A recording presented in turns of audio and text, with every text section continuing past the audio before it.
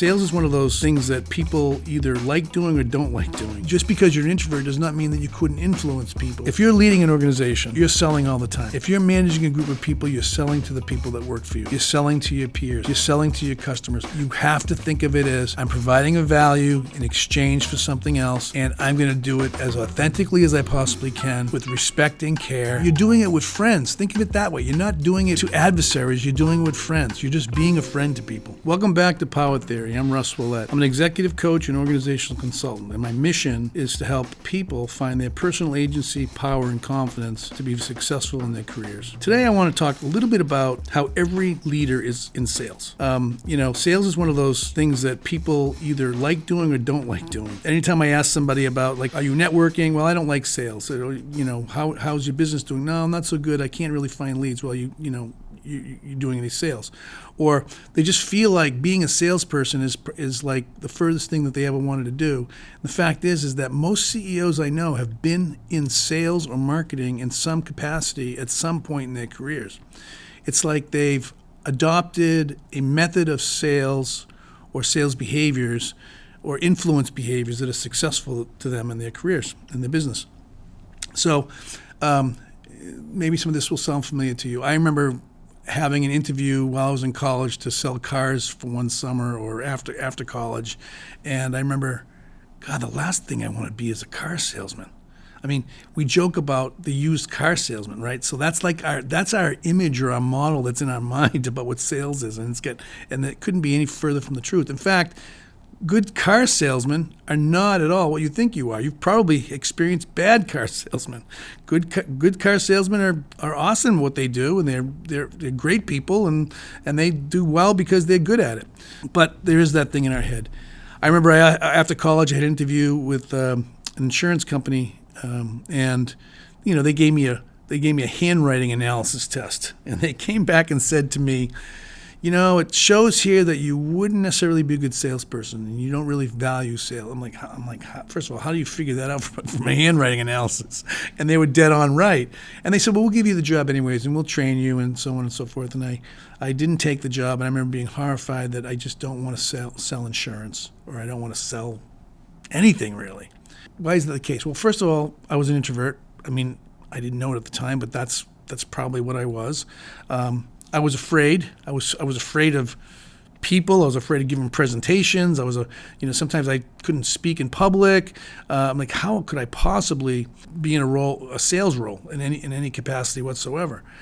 So what I ended up doing is I ended up going to find a nice, cozy job in finance at Raytheon. Right?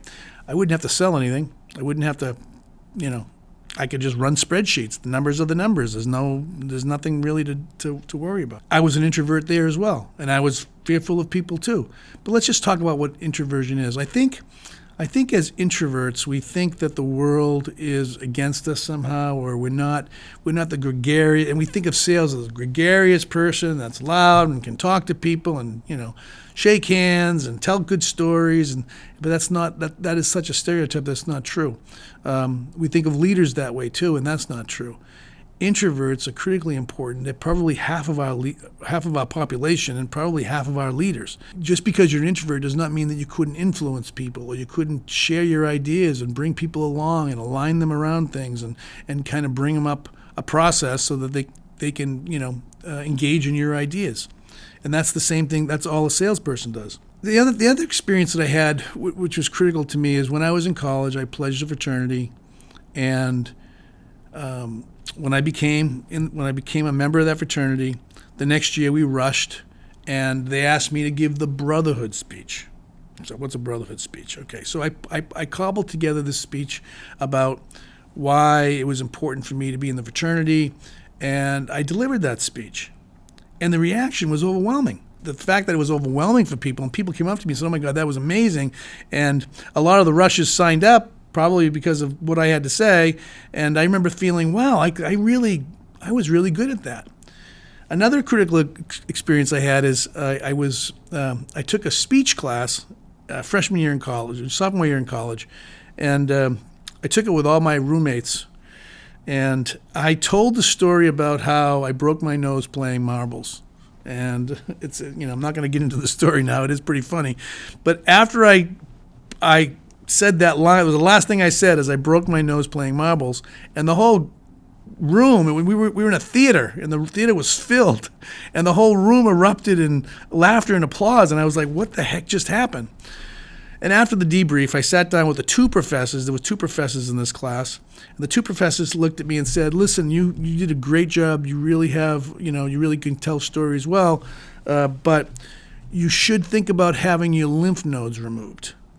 And I said, what do you mean? It's your throat. Your voice is weird. You got to change your voice. You're never going to be successful with that voice. And I remember getting so pissed off. I was like, okay, thank you very much for the feedback. I'll take my A now, and laughed and thought to myself, I can't believe these people actually just said this to me. I was noticing that I had some skills here that didn't sound like sales, but they might be influence or they might be presentation skills or something. And by the way, I never thought of myself as a great presenter, even when I teach class or anything I do, but apparently there's something I'm connecting somehow. So I found myself at Raytheon in finance, and I noticed that I started getting invited to negotiating contracts. So what's negotiating contracts? In a way, it's kind of a sales role. I work closely with contracts, and I had to go in from the finance capacity and convince the government that the prices were okay, and I had to go through all this. I had to go in there every day with carrying two big bags full of documents, and we'd sit there and we'd talk. We would negotiate these contracts, and I didn't think of it as sales. I didn't think of it that way. I thought of it just like convincing the customer to buy the product and that the pricing was okay. But I got all this exposure to how what that was about, and I didn't mind it at all. I would go back at night. We would strategize about what the approach would be the next day. I'd go back and tell the facts. I had to create a relationship with these people in some way without exchanging anything. I mean, it was just a relationship of trust that we established between each other. And, trust, honesty, respect, and we ended up negotiating these big contracts. So that was my intro, if you will, to, okay, I'm using my skills and I'm selling something. So fast forward a bunch more years, I transitioned into organizational development. I was doing that at Raytheon, but I knew it was time for me to to leave and find my own way in the field of organizational development. Started Sojourn Partners, and now, but before I started, I joined a consulting firm. And that consulting firm was an augmentation firm. Basically what we did is we found projects in banks and insurance companies that they needed to do some IT technical, writing code or, creating, infrastructure for these banks and insurance companies before technology was what it, is what it is today. And we would find a team of project people to go work on that project, and we would get paid handsomely for it. So I had to go out and sell, and I didn't realize that when I took the job. I thought I would just be kind of like recruiting for these assignments, and I found myself actually having to sell. I would have to go and meet like the vice president of an insurance company or the president of a bank, and I would have to sit there and try to take them through solution selling techniques. And I did some training around solution selling, and believe me, this was a big stretch for me to be able to go do. But my mind wasn't so much on the sales as much it was on the contract, right? I wanted the contract because that's how I would get paid, right? And I wanted to, I'd go off and do the recruiting later, but I needed to find the contract. So here I am driving through Boston, meeting with executives, and then I would go back and write a letter to them about what I heard. And, so I did this whole process I went through, and it was really hard. But it was kind of eye-opening as well. Then I had to start my own business. And when I started Sojourn Partners, I had to figure out a way to find clients. And what I did is I sat there every day cold calling hospitals. I would find names in magazines. I would find contacts, and I would just cold call people. Now, that's what I did when I worked for the other firm because I was taught how to do that. But it seemed to me a huge waste of time. And I came to the conclusion that And I'm not at all dissing cold calling. Cold calling is a very valuable tool. Most people I know at some point might do that in their career. But I think as you advance, you realize that it's actually, it's almost like what people do when they don't know what else to do. So what's a better way to find leads or to sell my services was I needed to meet people. And so I began networking and joined an organization called Business Network International. I mean, this is really, this is really starting a business, right? Like just starting with local businesses, meeting with them. I joined a couple networking clubs, and I really learned how to network, and I really learned how to share and ask for what I needed, to pitch what my ideas were and share what I needed. And that was a valuable experience for me.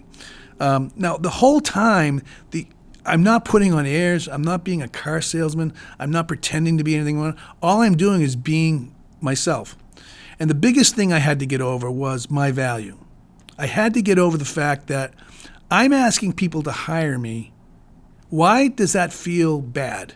Why does this feel bad for me? It's because I probably didn't value myself as much as I should have. Now, I also got involved in nonprofits, and I could go ask money all day for nonprofits. I have no problem calling someone and say, hey, listen, I'm involved in this organization. Can you donate some money? No problem whatsoever. But when I call an organization or I meet with an organization, I say, this is my fee. This is what you're going to pay me for me to work with you. That was really hard. And it's because I did not really value myself. I didn't really value what I was bringing to the table. So I had to really take stock in, what am I worth? What is the value proposition for the customer? What am I giving them? So I went from not being able to ask for business to going to people and saying, listen, I can really make an impact here, and I really want to work with you. Now, saying that was not a script. Saying that was what I really believed in the moment. I would go into these sales calls, and yes, I would follow a format. I would ask them what their budget was. I'd ask them. I'd sit there and listen to them for a long time. They'd tell me all about what's going on with the situation. I might now really authentically, just being Russ, collaborating with them, wanting to get to the right answer, not trying to push stuff on them. If they said they wanted something that I didn't do, then I would say that we don't do that, and let me get you somebody that would. And I mean, it was just as being as authentic and as kind and as nice and as caring as I possibly could. And I would sometimes, if not most times, walk away with something. So, I guess what I'm trying to say is I realized that sales wasn't really what I had. It's really just being myself. Sales was just understanding my value, bringing my value to market, and then trying to provide that value to people, and that's it, right? If I'm going to go buy a car and the person is listening to me and tells me what the value is and being honest with me about it, and we can reasonably negotiate a price for the car, then I'm going to buy the car. If someone wants to hire an executive coach and they don't really understand the value, well, then it's probably not there for them.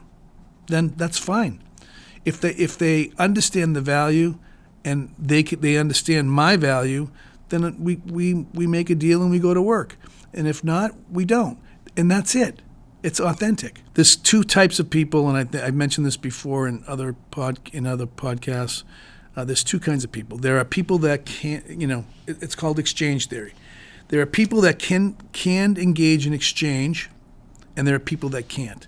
So exchange is almost like we might think of it as like, I do things for you, you do things for me, right? And there's our whole human existence is about exchange. That's what we do. This is how we advance. Our whole society is built up on exchange, right? I do this for you, you pay me money. I do this favor for you, you do me a favor, right? And we're constantly engaged in exchange in one way or another. Now,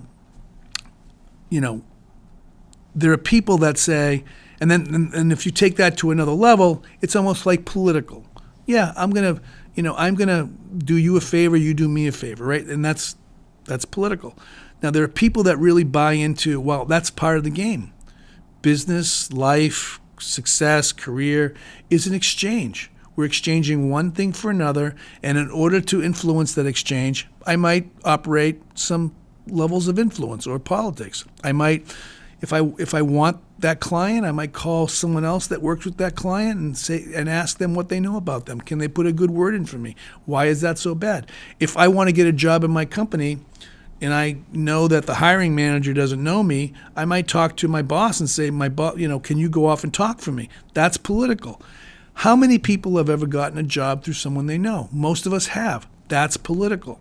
So there's some people that understand that life is a game of exchange and politics, and we're gonna engage in it. Other people will say, I don't practice that at all. And that's their excuse for not getting ahead. That's their excuse for always failing. They'll say, well, I don't engage in politics. When you hear someone say that, what they're saying is, I drop out of the game. I don't want to be involved in it. All this to say that leaders engage in exchange constantly. They're engaged in exchange with their customers, with their vendors, with their board, with their employees, with their staffs. What the goals are for the company, what the timelines for these goals are. Everything is about exchange. We're always doing stuff for each other. That's what a team does. That's what we support each other. That's what we're going to do. And the CEOs know that. And so when I talk to a leader that's had some experience that finds success, they usually have had an experience in sales in one way or another, or marketing, they understand that there's a value of exchange that's going on. And I think what we have to do as business leaders or managers, we have to adopt the mindset that we have value, we provide that value to others, and that sometimes in exchange I might ask them for value too. And that's the way we need to behave. If you're running a small business, people have come to me and say, I say to them, well, you should be charging more money. And they say, well, I can't charge more money. I'm like, why? Because they won't pay it. I said, how do you know they won't pay it? Well, I just, what it comes down to is they know their own value. They have a perception of their own value.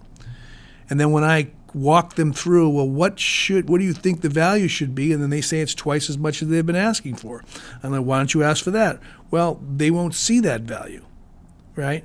It's because they don't believe in the value of themselves, and that's what we have to do, right? Your personal agency is that you are a value. There's a value that you provide, and that value should be part of the exchange. And that means that you need to charge what you're worth, and it means that you need to ask the favors, or you need to ask for that promotion, or you need to ask for that approval for that proposal, or whatever it is you're working on. It's not sales, it's just exchange, right? It's exchange for value. I think that, so I'll be with a CEO that, I'll say, and this is a true story. This is a story about Matt, and maybe you've heard me talk about Matt before. I said to Matt, he's running this company. It's really a cool company. It's got a cool product. It's got cool people. I'm like, the world has to see you. And he's like, what good would that do? I don't get my customers from the local community. I don't get, customers through people I know. I get customers through healthcare organizations. I'm like, okay.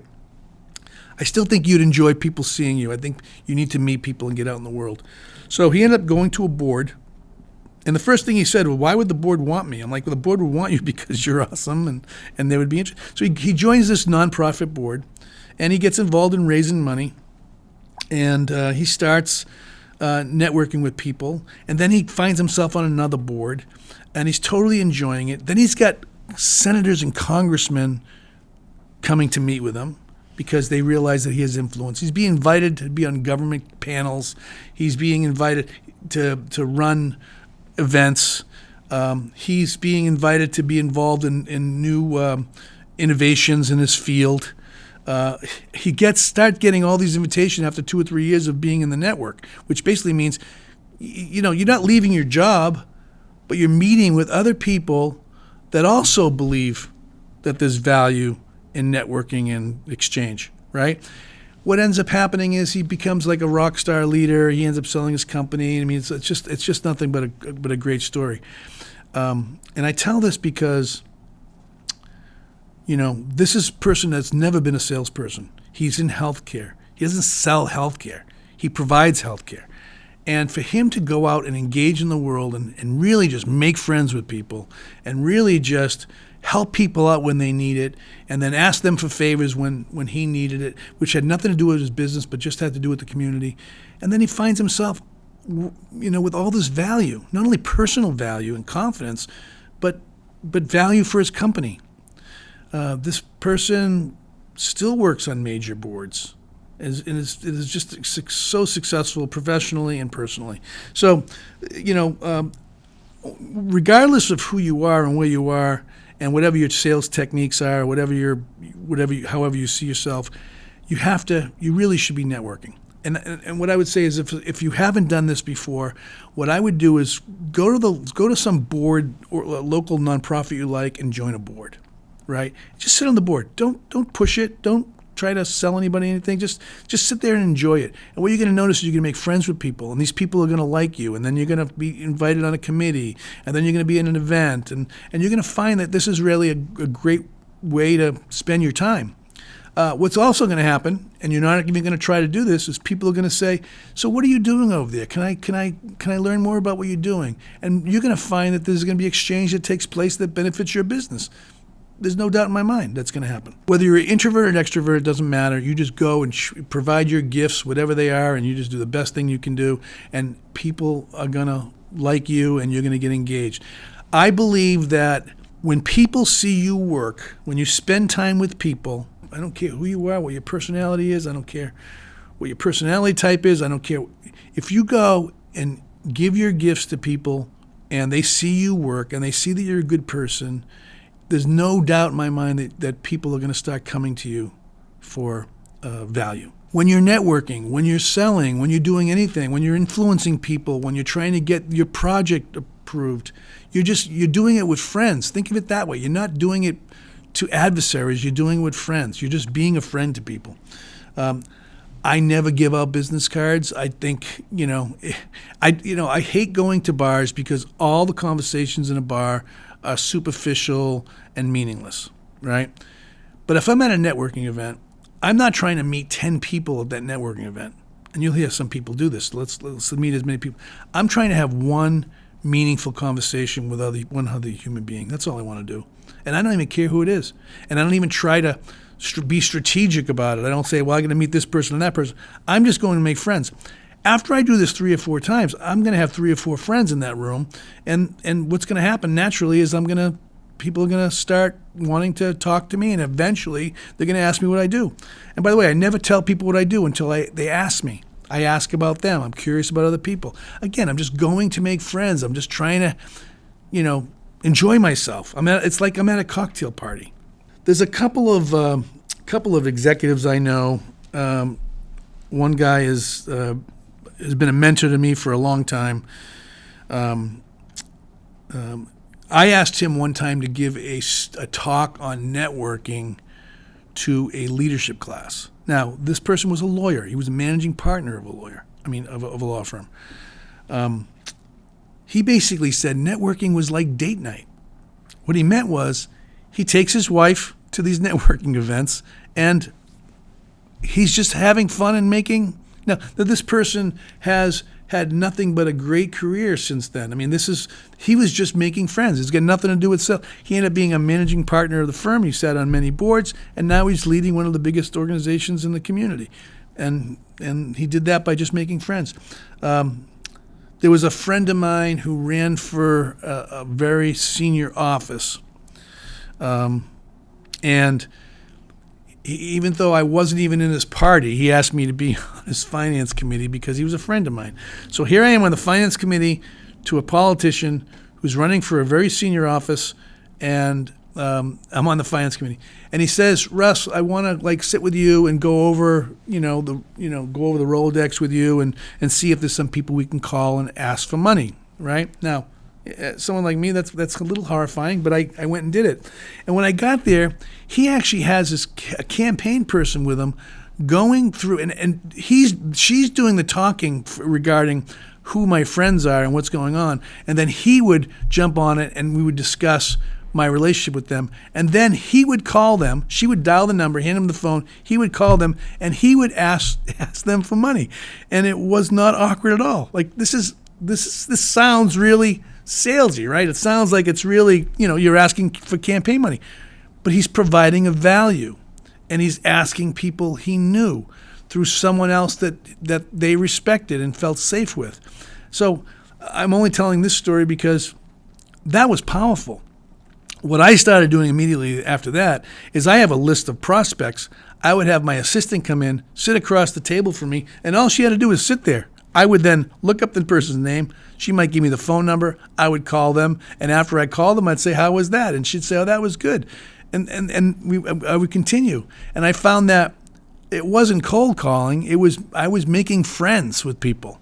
I was calling them, making friends, and it was completely authentic and real. If you're leading an organization, you're selling all the time. If you're managing a group of people, you're selling to the people that work for you. You're selling to your peers. You're selling to your customers. You're always constantly selling. You have to think of it as, I'm providing a value in exchange for something else, and I'm going to do it as authentically as I possibly can and in the most meaningful way with respect and care, and you will be a huge influencer. We got a user question.